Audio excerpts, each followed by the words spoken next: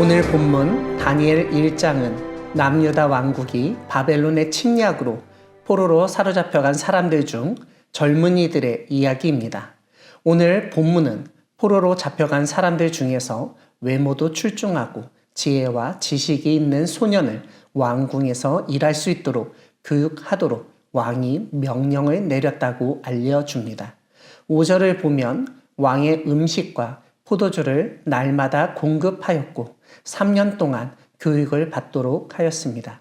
이렇게 교육시키고 좋은 음식으로 먹이는 이유는 그 나라의 인재로 사용하기 위해서입니다. 오늘 본문은 다니엘이 왕의 인재 양성 프로그램에 합격하여 보통 사람은 꿈도 꾸지 못할 놀라운 혜택을 눈앞에 두고 어떤 뜻을 정했는지 보여줍니다. 8절을 보면 다니엘이 음식으로 자기를 더럽히지 않겠다고 뜻을 정하고 자신의 담당자인 환관장에게 다시 한번 자기를 더럽히지 않도록 간구합니다. 음식이 자기를 더럽힌다고 여긴 것은 포로에게 주는 음식이 더럽다는 뜻이 아니라 영적으로 부정하다는 것을 생각한 것입니다. 바벨론에서 포로들에게 주는 음식은 이미 바벨론 신들에게 바친 후 배급하는 음식들이었기 때문입니다. 또 다른 이유는 바로 유대인으로서 먹어서는 안 되는 음식들이 있었기 때문입니다. 유대인이 먹어서는 안 되는 종류가 꼭 있었을 것입니다. 다니엘은 자신을 부정하게 하는 음식에는 손을 대지 않겠다고 다짐했습니다. 9절은 하나님이 환관장의 마음을 움직이셔서 부드럽게 하셨고 눈에 사랑이 넘치게 하셔서 다니엘을 대할 때 은혜와 긍휼이 있게 하셨다고 설명합니다. 하지만 환관장은 왕의 음식과 포도주를 먹은 소년들과 먹지 않은 다니엘의 몰골이 분명히 차이가 날 것이기 때문에 그렇게 티날 일을 하기가 두렵다고 말합니다.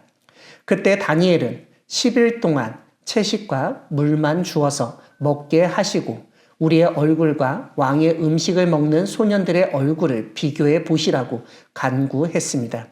그런데 10일이 지난 후 다니엘과 세 친구의 얼굴을 보니 더욱 아름답고 살이 더욱 윤택하여서 왕의 음식을 먹은 다른 소년들보다 더 좋아 보였습니다.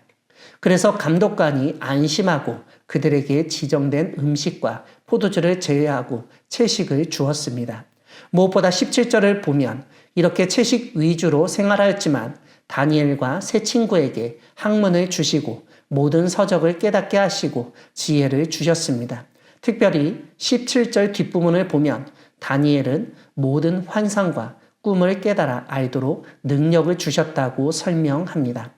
오늘 본문 19절은 이렇게 신앙을 가지고 부정한 음식을 피하고 정결한 삶을 살아가며 하나님으로부터 특별 능력을 부여받았던 다니엘의 세 친구들의 이름을 알려줍니다. 하나냐, 미사엘, 아사랴입니다. 다니엘서는 왕이 그들과 말하여 보았을 때 무리 중에 이 네 사람과 같은 자가 없었다고 언급합니다. 즉 그들의 언변과 지혜가 그만큼 뛰어났다는 사실을 강조합니다. 20절을 보면 그 지혜와 총명이 온 나라 박수와 술객보다 10배나 나은 줄 왕이 알았다고 설명합니다. 사랑하는 광야교회 성도 여러분, 하나님은 신앙을 가지고 정결한 삶을 살아가고자 하는 자를 도우시며 지혜와 능력을 주시는 분이십니다. 오늘 본문은 포로로 사로잡혀갔던 다니엘이 신앙을 지키려고 믿음의 뜻을 정하였다는 사실을 알려줍니다. 다니엘은 신앙을 지키기 위해서 제국의 음식을 거부하였습니다. 제국에서 제공하는 몸에 좋은 음식이라도 산의 진미라도 하나님의 거룩하심을 부인하고 하나님이 정하신 음식 규정에 따르지 않아 자신을 부정하게 만들 수 있는 음식을 먹지 않았던 것입니다.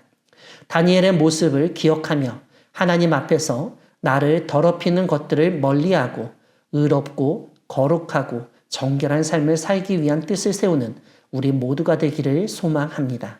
세상 사람들이 적당한 선에서 타협하고 사람들이 하는 모습을 보면서 속된 말로 묻어가곤 합니다.